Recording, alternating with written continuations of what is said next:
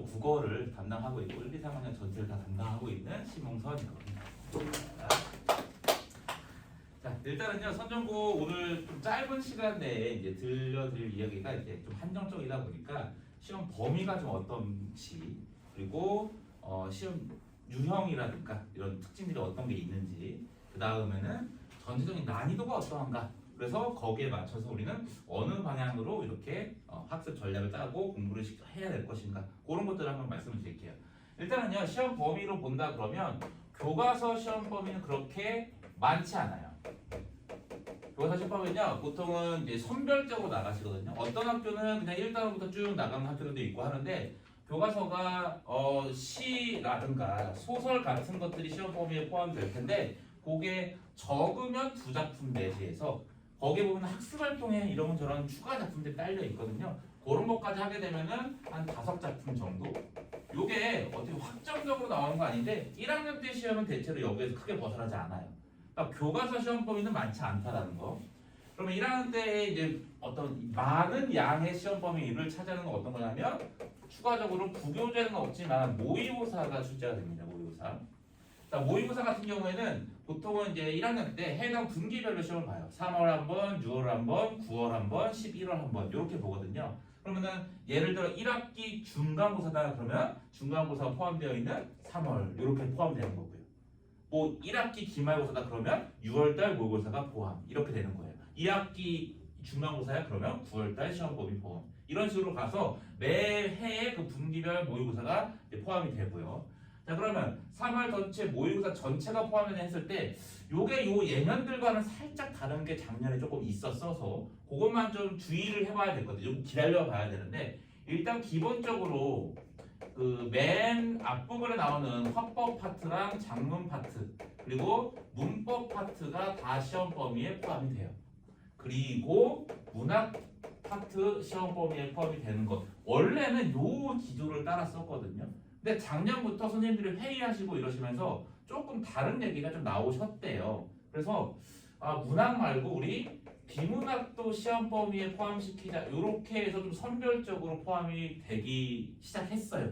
일회성이지만 그래서 그게 24년도 올해 때는 또 어떻게 바뀔까를 조금 예의주시해봐야 되는 부분인데 이렇게 보니까 적절하게 어떤 구체적인 수치가 안 나오다 보니까요. 이 문학 작품 같은 경우에 모의고사는요. 적게는 6개에서 많게는 8작품이 출제가 돼요. 현대 작품 시 소설 하나 그 다음에 고전 작품 시 소설 하나나 2개씩 해갖고 수필까지 다 합치면은 이렇게 되고요. 그 다음에 여기 화법과 작문 파트는 그냥 좀 내용상 난이도상 쉬운 거라서 크게 어렵지 않다라고 보셔도 돼요. 이건 크게 걱정할 필요는 없을 거고 여기 부분하고 이제 여기 부분이 조금 주안점이 될 거예요. 그러면 자 문학작품이 이렇게 들어간다는 얘기는 아까 교과서는 요거밖에 안 들어갔는데 모의고사가 포함되면서 문학작품 시험 범위 개수가 10개가 훨씬 넘어가게 된다는 거. 그게 시, 소설 합쳐서. 그리고 제일 포인트가 되는 것 중에 하나는 요 문법 파트인데 교과서에도 문법 단원이 있기 때문에 여기에 문법도 들어가요. 뭐 음운의 변형 파트 들어가고 한글 맞춤법 들어가고 뭐 높임법, 뭐 시제 표현 이런 거 들어가고 그다음에 뭐 나란 발사미 균기계 따라 뭐 중세국어 이런 것도 시험마다 들어가거든요. 그러면 여기 이 2개 때문에 조금 문제가 생기는 게 어떤 거냐면 교과서에서는 딱 요만큼만 배웠어요. 예를 들면 한글 맞춤법만 배웠어. 그런데 모의고사에서는 이것저것 다 나와요. 모의고사는 시험 범위를 교과서로 한정하진 않기 때문에 그러면 시험 범위가 요쪽 모의고사가 훨씬 많게 돼버리고 이게 3월달 때는 그나마 조금 나은데 6월, 9월, 11월 모의고사로 가면은 결국에는 문법 시험 전체가 돼버리게 될 겁니다. 그럼 결국에는 교과서 학교 시험 범위는 여기지만 실제로 우리가 알거나 우리가 해설을 통해서 익혀놔야 되는 건 음음부터 시작해서 쭉 끝까지 다 익혀놔야 되는 거죠. 그래서 그런 문제점이 좀 있다는 거. 그래서 시험 범위를 출제되는 이런 타이틀만 보면 그렇게 많지 않은데 실제로 학생들이 공부해야 되는 시험 범위는 많다라는 거. 그렇게 말씀드릴 수가 있겠고 그 다음에 이제 요거는 그럴 때 있고 아닐 때 있는데 플러스 알파로 학교에서 프린트물로 시험 범위를 추가하시는 경우도 있습니다. 근데 요 프린트가 많진 않나요? 뭐 한두 작품이라든가 혹은 여기 시험 범위와 관련된 거 1개, 2개 정도 그래서 시험 범위가 많지는 않을 건데 요런 좀 세부적인 특이점들이 있을 거고 가장 좀 학생들한테 힘들 수 있는 건 학원을 안 다니거나 혼자 공부할 때 힘들 건 교과서는 당연히 학교에서 열심히 이렇게 진도를 빼시면서 학생들을 가르치실 텐데 요쪽 파트는 학교에서 수업을 안 해주십니다. 모의고사 수업 같은 거 안 해요 학교에서. 그래서 그 작년부터 조금 이래저래 바뀌는 게 아니 모의고사에서 우리가 학교에서 수업을 안 해주는데 학생들한테 이렇게 시험 범위에 들어가게 해서 푸는 게 맞는가 이런 회의도 좀 있으셨대요. 그래서 조금 올해는 그게 좀 바뀔 수도 있는 여지는 있지만 일단은 기존에는 이렇게 됐다라는 거. 그래서 오히려 시험 범위라든가 출제 범위가 여기가 좀 꽤나 높은데 30% 이상 나오거든요 여기서. 그런데 여기서 학교에서 수업은 안 한다는 거. 그래서 학원을 다니는 친구들은 당연히 학원에서 이런 것들을 해결해 줄 거고 학원을 안 다니고 혼자 하는 친구들은 뭐 EBS 강의라든가 어떤 다른 유튜브라든가 이런 거에서 해설 강의를 들어야 될 텐데 그렇게만 해서는 변형 문제라든가 질문이라든가 이런 것들에 대한 해결책이 조금 혼자 하는 친구들 같으면 필요하겠다. 이렇게 말씀드릴 수가 있겠습니다. 자, 요게 이제 첫 번째 시험 범위와 관련된 거고요. 그다음에 두 번째로 넘어가면 어떤 난이도라든가 문제 유형별로 볼 수가 있을 것 같은데 다른 학교들도 충분히 그런 것들이 나오긴 하지만요. 문제 유형으로 한번 봐본다 그러면 어떤 학교 어떤 시험이든 국어는 일단 다수를 차지하는 건요. 적절한 것 찾기, 적절하지 않은 것 찾기 문제가 다수예요. 이런 것 찾기가 다수입니다. 그래서 이런 것들은 특별한 유형이 아니라 기본적으로 학습 내용, 예를 들면 이 시의 주제, 태도, 표현법, 이 소설에서의 인물, 사건, 배경에 어떤 특징이 있는가 그런 것들을 다 일일이 확인하는 문제라서 이런 것들이 와 이거 되게 어렵다, 와 이거 처음 보는 내용이다는 안 나와요. 그러면 선정고에서 어떤 난이도 같은 걸 조절할 때 그렇죠 여기에서도 어려움이 나올 수 있지만 다른 학교에 비해서 특이점이라 할 수 있는 거는 두 개 고르시오. 요 문제가 많이 나옵니다. 자, 적게는 4문제 정도 나오고요. 많게는 6문제 정도 나와요. 그러면 결국에는 이 두 개 고르시오 문제도 요거예요. 적절한 것 두 개 고르시오. 적절하지 않은 것 두 개 고르시오 문제인데 예를 들면 어떤 시험 범위에 대해서 가 이렇게 해서 작품에 대해서 나왔을 때 가에 대한 설명으로 적절한 걸 고르시오 하면요. 한 작품에 대한 내가 학습한 내용을 확인하는 걸로 내가 답을 찾으면 되는데 만약에 세트로 이렇게 묶여서 나왔는데 여기에서 둘 고르시오 하면 비교 문제로 가면서 어려워져요. 내가 한 문제에 하나의 답을 고르기 위해서 투자한 시간이라든가 생각거들이 있을 텐데 같이 나오는 거는 결국에는 비교 문제로 가게 되거든요. 가나 다를 읽고 다음 무릎에 답하시오 이렇게. 그랬을 때 그거를 비교해야 되는데 하나가 아니라 두 개까지 골라야 되니까 한 작품에 대한 내용으로 확인 가능한 문제가 아니라 이제는 하나, 둘, 세 개에 대한 숙지 상태를 바탕으로 답을 골라야 되는. 그래서 문항들이 이렇게 되는 거예요. 가는 나와 달리. 그러면 가도 맞는지, 나도 맞는지 확인을 봐서 여기가 틀린 건지 여기가 틀린 건지를 따져봐야 되는 거고. 가와 나 모두 뭐 이렇게 나온 건지를 따져봐야 되고. 그래 이런 거는요 지금까지 앞으로 문제 풀면서 많이 접할 문제입니다. 다만 선정고에서는 와 이 문제 어렵다라는 것도 당연히 포함되어 있겠지만 기본적으로 이런 유형의 문제를 많이 내면서 실수할 확률을 높이는 거죠. 요만큼의 분량만 갖고 내가 학습한 내용을 풀 수 있는 문제가 한 문제 나왔다면 그게 아니라 그거의 2배, 3배 된 분량까지 다 제대로 숙지하고 있나를 가지고 답을 골라야 되니까 실수가 나올 확률이 훨씬 높아지는 거죠. 그러니까 대체로 두 개 고르실 문제에서 두 개 다 잘못 고른 친구들은 거의 없어요.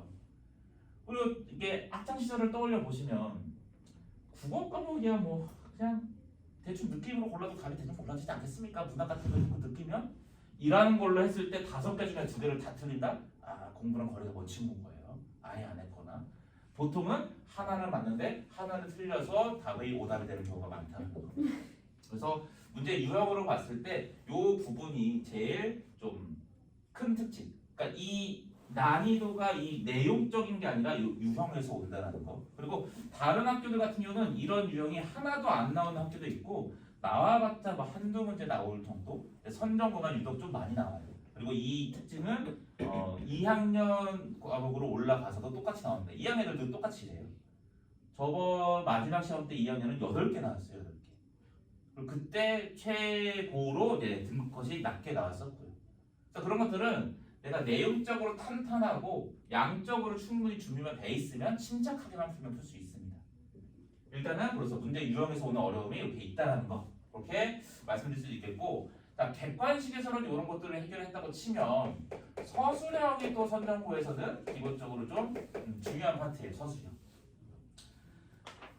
선정고는요 고정적으로 객관식이 이제 66점, 그 다음에 선정고는 서술형이 고정적으로 보통은 34점으로 고정돼서 나와요.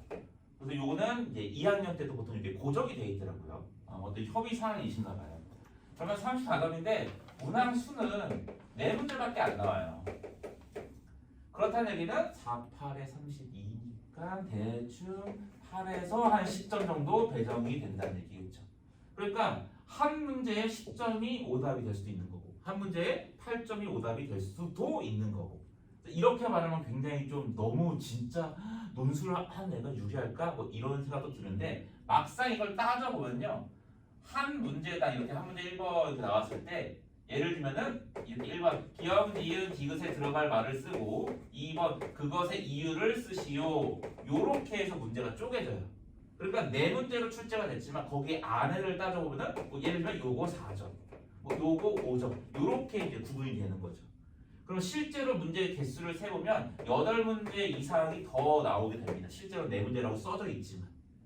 그래서 여기에서 하나 틀렸어요, 감점당했어요, 그러면은 2점이 아웃되거나 4점이 아웃되거나 이런 방식으로 서술형에서는 진행이 될 거예요.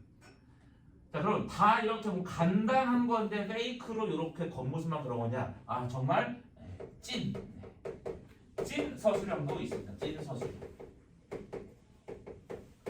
서술형.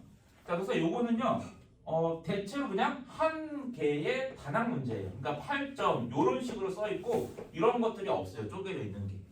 그럼 이렇게 됐을 때는 객관식으로 읽어봤을 법한, 그리고 내가 학습해봤던 내용, 예를 들면 여기서 이 범위에서 이 A라는 인물이 이렇게 행동한 이유에 대해서 서술하시오. 혹은 가에서는 이런 배경을 하고 있는데 나에서는 이런 배경을 하고 있어. 이 두 가지의 차이점이 무엇인지 서술하시오. 이렇게 주어져요. 다만 여기서는 조건이 여러 개 걸리게 될 겁니다. 조건이. 한 문장으로 쓰시오. 특정 단어를 포함시키시오. 본문에서 찾아 쓰시오 등등등. 그러니까 학생들이 찾아 쓰라는데 못 쓰는 사람이 어디 있겠습니까? 근데 머릿속에 있는 걸 쓰는 순간 감점이 되는 거예요. 아니, 내용상 똑같아요. 이렇게 쓰나 이렇게 해서 똑같은데 내 공부한 대로 쓰고 서술형에서 찾아 쓰라고 그랬는데 찾은 거랑 살짝 한 글자가 다르게 썼다. 네, 1점, 뭐 2점 감점 이렇게 다 깎이는 거예요. 그래서 이렇게 판점했을 때 굉장히 어려워서 빵점을 맞을 수도 있을까 했을 때 핵심 단어라든가 핵심 내용이 안 들어가면 그렇게 됩니다. 8점짜리가 그냥 빵점이 돼요. 그러니까 반드시 어쨌든 사람마다 글 쓰는 게 다를 테니까 이 내용을 이렇게도 표현하고 저렇게도 표현할 텐데 이렇게 표현하든 뭐든 요 내용이 어쨌든 들어갔어? 그럼 다 맞게는 해줄게 라고 채점 기준표를 주세요. 다만 꼭 들어가야 되는 게 만약에 이게 탈락돼서 없다 그러면 감점으로 학생들의 서술형을 차감을 하세요. 요게 마찬가지로 1학년, 2학년 할 거 없이 다 포함이 된다는 거. 그래서 전체적으로 요 유형으로 1학년 내내가 계속 되게 될 겁니다.